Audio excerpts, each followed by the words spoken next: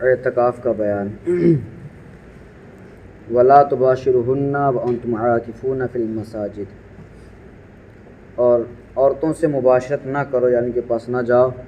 جب کہ تم مسجدوں میں اعتکاف کیے ہوئے ہو۔ صحیحین میں ام المؤمنین صدیقہ رضی اللہ تعالی عنہا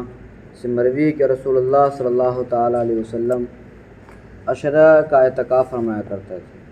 عشرہ یعنی رمضان کے 20 دن کے بعد 10 دن کا آپ اعتکاف فرمایا کرتے تھے۔ اور ابو داؤد نے انہی سے راوی ہے، کہتی ہیں کہ معتکف پر سنت یعنی حدیث سے ثابت یہ ہے کہ نہ مریض کی عیادت کو جائے، نہ جنازے میں حاضر ہو، نہ عورت کو ہاتھ لگائے، اور نہ اس سے مباشرت کرے، اور نہ کسی حاجت کے لیے جائے مگر اس حاجت کے لیے جا سکتا ہے جو ضروری ہے، اور اعتکاف بغیر روزے کے نہیں، اور اعتکاف جماعت والی مسجد میں کرے۔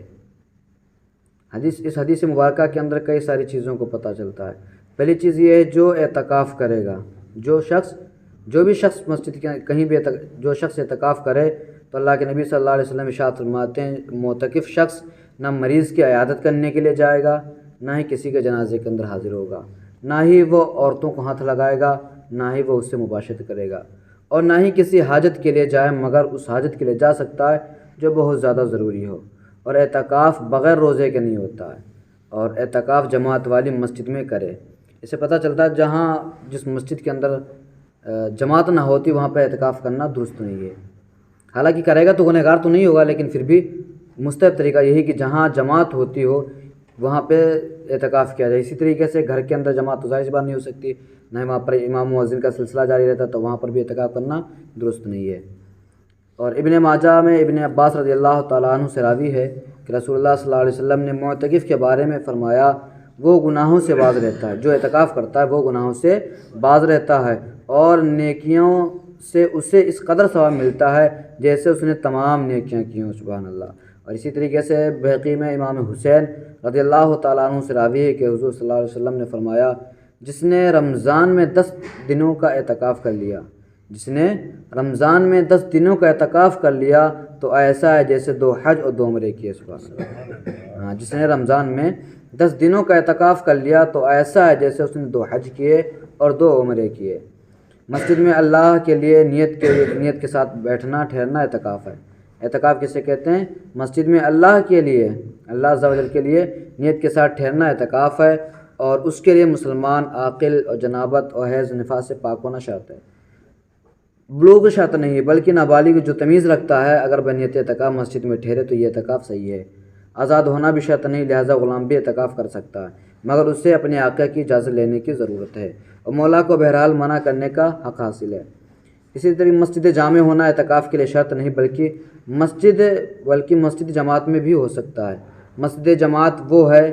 جس میں امام اور مؤذن مقرر ہوں، اگرچہ اس میں پنجگانہ جماعت نہ ہوتی ہو، اور آسانی اس میں ہے کہ مطلقاً ہر مسجد میں اعتکاف صحیح ہے، اگرچہ وہ مسجد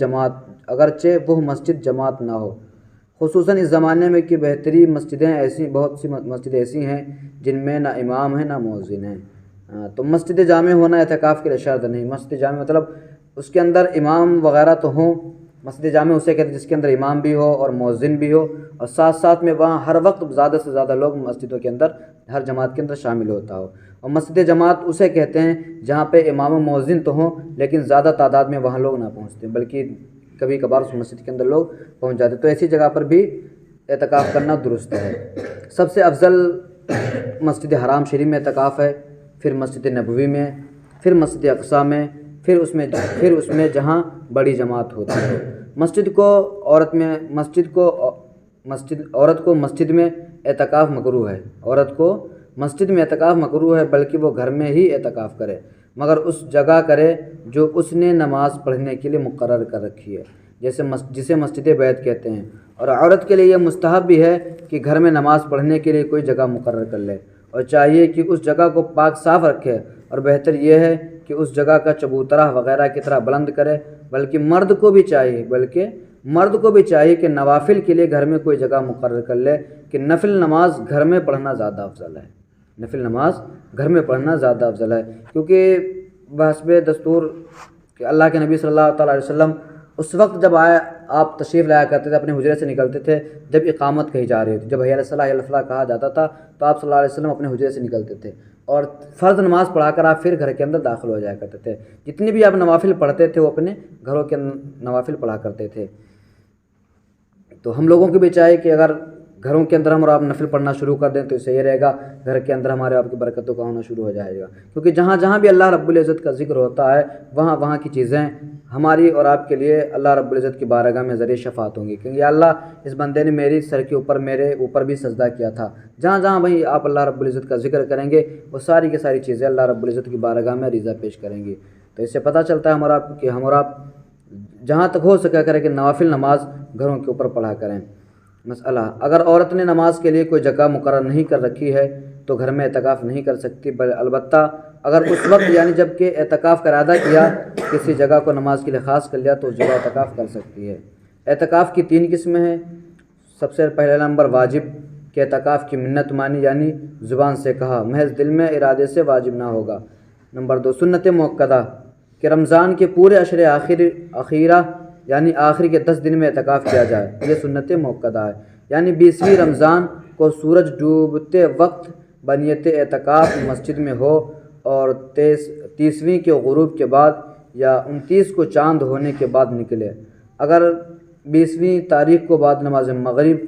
نیت اعتکاف کی تو سنت موقدہ ادا نہ ہوئی اور یہ اعتکاف سنت کفایہ ہے۔ اگر سب ترک کریں تو سب سے مطالبہ ہوگا اور شہر میں ایک نے کر لیا تو سب بری ذمہ ہو جائیں گے۔ اس کا مسئلہ یہی ہے کہ یہ سنت موقدہ ہے۔ اگر کسی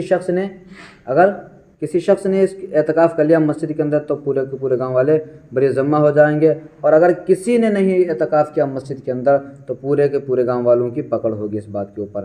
اور ان کے علاوہ اور جو اعتکاف کیا جائے وہ مستحب و سنت غیر موقدہ ہے۔ اعتکاف مستحب کے لیے نہ روزہ شرط ہے نہ اس کے لیے کوئی خاص وقت مقرر ہے، بلکہ جب مسجد میں اعتکاف کی نیت کی، جب تک مسجد میں معتکف ہے چل آیا اعتکاف ختم ہو گیا۔ یہ بغیر محنت و ثواب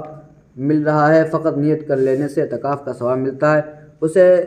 تو نہ کھونا چاہیے۔ مسجد میں اگر دروازہ پر یہ عبارت لکھ دی جائے کہ اعتکاف کی نیت کر لو اعتکاف کا ثواب پاؤ گے تو بہتر ہے کہ جو اس سے ناواقف ہیں انہیں معلوم ہو جائے گا اور جو جانتے ہیں ان کے لیے یاد دہانی ہو جائے گی۔ یعنی اعتکاف کرنے کے اعتکاف واجب کرنے کے لیے اس شخص کے لیے شرط ہے کہ وہ روزہ دار بھی ہو، اور اعتکاف مستحب کے لیے یہ شرط نہیں کہ وہ روزہ دار ہو۔ اور سب سے بہتر طریقہ ہے جو مسجدوں کے اندر آج کل زیادہ شور و شراب ہوتا ہے یا اور طریقے سے ہوتا ہے، تو بہتر یہ ہے کہ جب بھی مسجد کے اندر آیا جائے تب تک یہ نیت کر لی جائے کہ میں اعتکاف کرنے کے حیثیت سے آیا ہوں۔ کیونکہ آپ نے اکثر لوگوں کو دیکھا ہو کہ اگر بعض علماء مسجدوں کے اندر کھانا پینا جاری رکھتے ہیں کیونکہ وہ اعتکاف کی نیت سے مسجد کے اندر آتے ہیں، تو مسجد کے اندر جب آپ اعتکاف کی نیت سے آئیں گے تو آپ اس کے اندر لیٹ بھی سکتے ہیں، بیٹھ بھی سکتے ہیں، کھانا بھی کھا سکتے ہیں۔ اگر آپ نے اعتکاف کی نیت نہیں کی تو اب یہ ساری چیزیں غلط ہیں۔ جب آپ نے اعتکاف کی نیت کر لی تو یہ ساری چیزیں آپ کے لیے جائز ہو جائیں گی۔ اور ابو داؤد انہی سے راوی کہتے ہیں کہ معتکف پر سنت یعنی حدیث سے اعتکاف سنت یعنی رمضان شریف کی پچھلی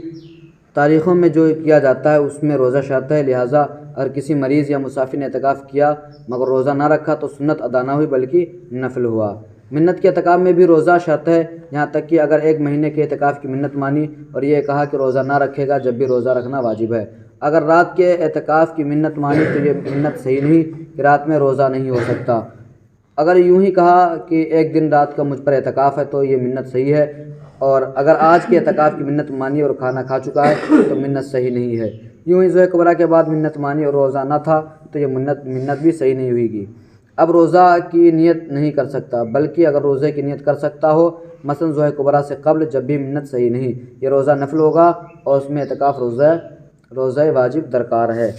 تو اس بیان سے ہم آپ کو پورے بیان سے یہ بات پتہ چلتی ہے کہ رمضان کے آخری عشرے میں اللہ کے نبی صلی اللہ علیہ وسلم اعتکاف فرمایا کرتے تھے، اور یہ اعتکاف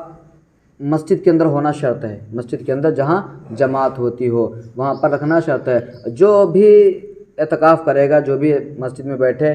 تو اس کے لیے سنت یہ ہے کہ نہ مریض کی عیادت کرنے کے لیے جائے، نہ ہی جنازے کے اندر شرکت کرے، نہ ہی عورتوں کو چھوئے، نہ ہی ان سے مباشرت کرے، نہ ہی کسی حاجت کام کے لیے جائے مگر اس حاجت کے لیے جا سکتا جو ضروری ہو، اور اعتکاف بغیر روزے کے نہیں، اور اعتکاف جماعت والی مسجد میں کرے۔ یہاں کسی ضرورت کے اعتبار سے وہ نہیں جا سکتے، لیکن جب زیادہ ضرورت پڑ جائے، مثلاً بیمار ہو گیا ہو، حالت مجبوری، تو ظاہر سی بات ڈاکٹر کے پاس تو جانا پڑے گا، تو ایسی حالت میں وہ جا سکتا ہے۔ اور اس کا ثواب اللہ کے نبی صلی اللہ علیہ وسلم ارشاد فرماتے ہیں، جس نے ثواب و طلب کے لیے مسجد کے اندر 10 دن کا اعتکاف کرتا تو اسے اتنا ثواب ملتا جیسے اس نے 2 حج کیے ہوں اور 2 عمرہ کیے ہوں۔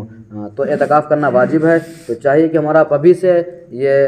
اپنے دل کے اندر عزم مصمم کر لیں کہ انشاءاللہ آخری عشرے کے اندر اعتکاف کرنا ہے۔ یاد رکھیں اگر کسی نے گاؤں کے اندر اعتکاف نہیں کیا تو پورے گاؤں والوں کی پکڑ ہوگی اس کے اوپر۔ اللہ رب العزت کی بارگاہ میں دعا رب العزت ہمارا آپ کو ان تمام باتوں پر عمل کرنے کی توفیق رفیق عطا فرمائے، ہمارے شریعت مطہرہ صلی اللہ علیہ وسلم پر قابل عطا فرمائے، ہمارے مولا ہم سب کو صحیح طریقے سے دین سمجھنے اور اس پر عمل کرنے کی توفیق رفیق عطا فرمائے، ہمارے مولا ہم سب کو تمام تر بدعات سے محفوظ عطا فرمائے، ہمارے مولا ہم سب کو تمام تر مہلکات بیماریوں سے محفوظ عطا فرمائے، ہمارے مولا ہم علم نافع شافع عطا فرمائے، لا الہ الا انت سبحانک انی کنت من الظالمین، سبحان ربک رب العزت عما یصفون، وسلام علی المرسلین والحمد للہ رب العالمین۔